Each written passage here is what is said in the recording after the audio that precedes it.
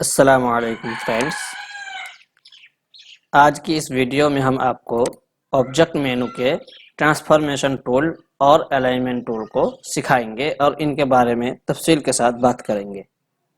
तो आपसे गुजारिश है कि आप पूरी वीडियो को देखिए, चैनल को सब्सक्राइब ज़रूर कर लें।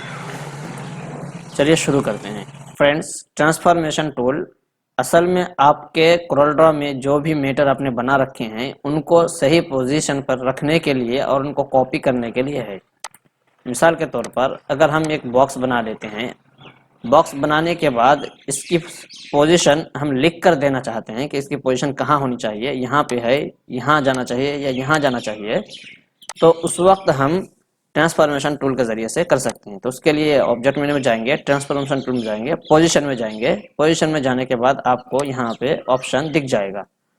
अब जब इस पर क्लिक करेंगे तो ये जो बॉक्स है इसका जो साइज़ है ये देखिए 0.409, यही आपको यहाँ पे दिख जाएगा। अब इसको किस तरफ आप रखना चाहते हैं तो यहाँ से आप उसकी पोजीशन को देख सकते हैं। अगर आप दाईं तरफ रखना चाहते हैं तो एक मरतबा ये कर देंगे और अप्लाई कर देंगे तो ये इस तरफ चला जाएगा, फिर उस तरफ चला जाएगा। जिस तरफ आप रखना चाहते हैं ऊपर की जानिब, तो ये यहाँ से आप कर सकते हैं। मिसाल के तौर पर ये है तो हम इसको सेंटर के लिए कर देंगे। अब हमारा ये असल है, इसको हम किस तरफ रखना चाहते हैं, ऊपर या नीचे। अगर हम नीचे रखना चाहते हैं तो यहाँ पर एक मरतबा क्लिक करेंगे और यहाँ पर क्लिक कर देंगे, नीचे आ जाएगा। और अगर हम इसको ऊपर करेंगे तो ऊपर के लिए क्लिक कर देंगे, ये ऊपर चला जाएगा। और अगर हम इसको यहाँ पर रख देंगे और अप्लाई कर देंगे तो यहाँ पे आ जाएगा।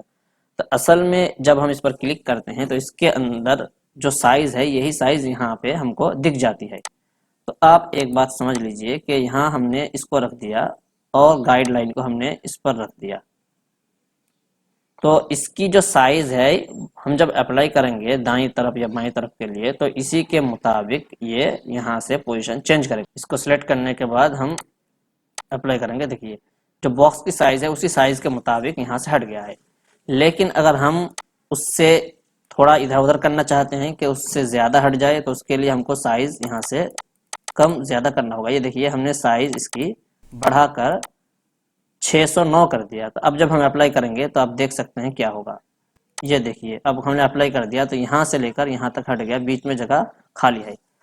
और अगर आप इसी को कॉपी करना चाहते हैं तो यहाँ पर जितनी कॉपी चाहते हैं वहाँ पर दे देंगे। देने के बाद जब अप्लाई करेंगे तो ये देखिए अप्लाई कर दिया तो ये बीच में जगह खाली रह गई, क्योंकि ये जो बॉक्स है उसकी साइज से ज़्यादा हमने यहाँ पे दे दी है। फिर हम इसकी साइज का यहाँ पे देंगे तो इसलिए इसको हम कॉपी करेंगे और यही साइज हम यहाँ पर दे देंगे। तो अब जब हम अप्लाई करेंगे तो आप देख सकते हैं कि क्या होगा। ये देखिए ये हमारा साइज का आखिरी हिस्सा है। अब हम इसको सिलेक्ट करेंगे, सिलेक्ट करने के बाद अप्लाई करेंगे तो ये देखिए जो बॉक्स की साइज है उसी साइज के मुताबिक यहाँ से हट गया है। तो इसको कम कम ज़्यादा करने के लिए आप यहाँ से कर सकते हैं। अगला ऑप्शन है इसको घुमाने के लिए, उसको रोटेशन करने के लिए। तो उसके लिए आप इसको सेलेक्ट करेंगे, यहाँ पे जितने भी एंगल में आप घुमाना चाहते हैं वो आप यहाँ पे देंगे। उसके बाद यहाँ पे अगर कॉपी चाहते हैं तो कॉपी देंगे, अगर कॉपी नहीं चाहते हैं तो उसको ज़ीरो कर देंगे। हम कॉपी चाहते हैं तो अप्लाई कर देंगे। ये देखिए कॉपी हो गई, जितनी मरतबा हम अप्लाई करेंगे कॉपी होती चली जाएगी और एक डिज़ाइन बन जाएगा। ये देखिए इस तरह करके डिज़ाइन बन चुका है। इसका इस्तेमाल काफ़ी ज़्यादा होता है बेल बोटी बनाते वक्त, वो भी हम एक वीडियो में मुकम्मल दिखाएंगे आपको। अगला ऑप्शन है हमारा ये वाला। तो इसके ज़रिए से आप इसके स्केल एंड मिररिंग, इसके ज़रिए से इसका स्केल और मिरर को आप बदल सकते हैं। तो इसके लिए आप यहाँ पे इसको रखेंगे और जिस तरफ भी रखना चाहते हैं इसको देंगे, ये कर देंगे। देखिए ये देखिए जितनी मरतबा अप्लाई करेंगे छोटा होता चला जाएगा उतनी साइज़। और अगर आप बढ़ाना चाहते हैं तो यहाँ बढ़ा देंगे तो ये देखिए बड़ा हो जाएगा। ये देखिए एक बॉर्डर बन गया है। तो फ्रेंड्स इसके ज़रिए से बेहतरीन बॉर्डर वगैरह बना सकते हैं। तो बॉर्डर बनाने के लिए इस तरह जाएंगे, इसके शेप को बदल दीजिए जो भी आप शेप रखना चाहते हैं।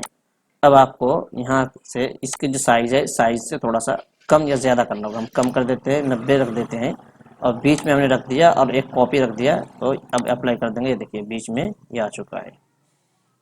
तो फ्रेंड्स जब आप इसमें जाएंगे, इसमें जाने के बाद इसमें जाएंगे तो इसके शेप को आप बदल सकते हैं और आप चेंज कर सकते हैं। तो उसके लिए यहाँ से आप जो भी देंगे साइज़ दे देने के बाद यहाँ से आप अप्लाई कर देंगे, जितनी मरतबा अप्लाई करेंगे बढ़ जाएगा। और अगर आप इसके अंदर कॉपी भी देंगे तो कॉपी भी बनती चली जाएगी। ये देखिए इस तरह करके कॉपी बनती जाएगी। इस तरह करके आप डिज़ाइन वगैरह बना सकते हैं। फ्रेंड्स, अगला जो हमारा ऑप्शन है वो अलाइनमेंट का है, यानी आप किसी बॉक्स वगैरह को अलाइनमेंट कर सकते हैं और उनको परफेक्टली रख सकते हैं। तो उसके लिए हम कुछ बॉक्स बना लेते हैं और उसके साइज को इधर उधर कर देते हैं। तब देखिए हमने कुछ बॉक्स बना लिए। अब हम इन बॉक्स को परफेक्टली किसी के बराबर रखेंगे तो उसके लिए हमको अलाइनमेंट का इस्तेमाल करना पड़ेगा। ये देखिए ये हमने कुछ बॉक्स बना लिया। अब हम चाहते हैं कि इनको लेफ्ट की जानिब से या राइट की जानिब से बिल्कुल बराबर रखें, तो उसके लिए सबसे पहले सिलेक्ट करेंगे सबको, ऑब्जेक्ट मेन्यू में जाके अलाइन में जाएंगे और लेफ्ट वाला कर देंगे तो बिल्कुल लेफ्ट की तरफ से ये सीधा बन जाएंगे। देखिए ये देखिए लेफ्ट की तरफ से। अगर आप राइट की तरफ से चाहते हैं तो राइट के लिए आप सबको सिलेक्ट करेंगे और शॉर्टकट की आर दबा देंगे, या आप ऑब्जेक्ट मेन्यू में जाने के बाद अलाइनमेंट में जाने के बाद यहाँ पे आप राइट कर देंगे तो बिल्कुल राइट की जानिब से सीधे बन जाएंगे। इसी तरह अगर आप ऊपर नीचे सबको बराबर करना चाहते हैं तो ये देखिए ये हमने ये कर रखा है। अब सबको ऊपर की जानिब से करेंगे तो उसके लिए हम टप टी वाला बटन दबा देंगे तो ऊपर नहीं हो जाएगा, और अगर बी वाला दबा देंगे तो नीचे हो जाएगा। इसी तरह करके आप कर सकते हैं। और अगर आप सबका बिल्कुल सेंटर बराबर में रखना चाहते हैं तो उसके लिए आप सबसे पहले इन सबको सिलेक्ट करेंगे। सिलेक्ट करने के बाद इनको भी आप सेंटर में रखना चाहते हैं, सिलेक्ट करेंगे। सिलेक्ट करने के बाद ऑब्जेक्ट मेन्यू में जाने के बाद अलाइनमेंट में जाने के बाद आपको यहाँ पे आप हॉरिजॉन्टली करना चाहते हैं वर्टिकली। अभी हमें को हॉरिजॉन्टल करना है इसलिए हम यहाँ पे करेंगे। तो ये देखिए सब सेंटर में आ चुके हैं, जितने भी थे हर एक का सेंटर हो गया।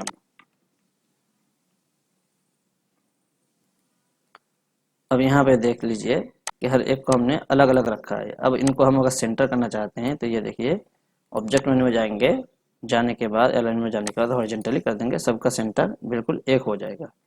और अगर इनको वर्टिकली करना चाहते हैं तो उसके लिए हम क्या करेंगे, इनको सिलेक्ट करेंगे। सिलेक्ट करने के बाद ऑब्जेक्ट मेन्यू में जाने, यहाँ से जाने के बाद अब हम वर्टिकली कर देंगे तो ये देखिए अब ये इधर से सेंटर होंगे। तो इस तरह करके आप इनको सेंटर में कर सकते हैं।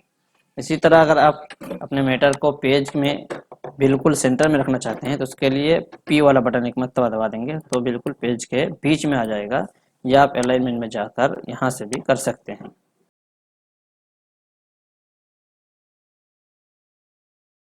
तो फ्रेंड्स ये सारे ऑप्शन जितने भी थे हमारे, ये आपको इसी काम के लिए है।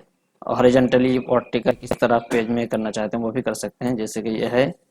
और हम इसको पेज के बीच में करना चाहते हैं हॉरिजॉन्टली तो ये वाला कर देंगे। तो देखिए इधर से हो गया, लेकिन ऊपर नीचे से अभी तक सेंटर में नहीं है। और अगर आप ऊपर करना चाहते हैं बिल्कुल सेंटर में तो इसको दबाएंगे तो ऊपर से सेंटर में, इस तरह करके आप इनको कर सकते हैं। अगला ऑप्शन आता है अलाइन एंड डिस्ट्रीब्यूट। तो ये वाला ऑप्शन हम नेक्स्ट वीडियो में बताएंगे इंशाल्लाह ताला।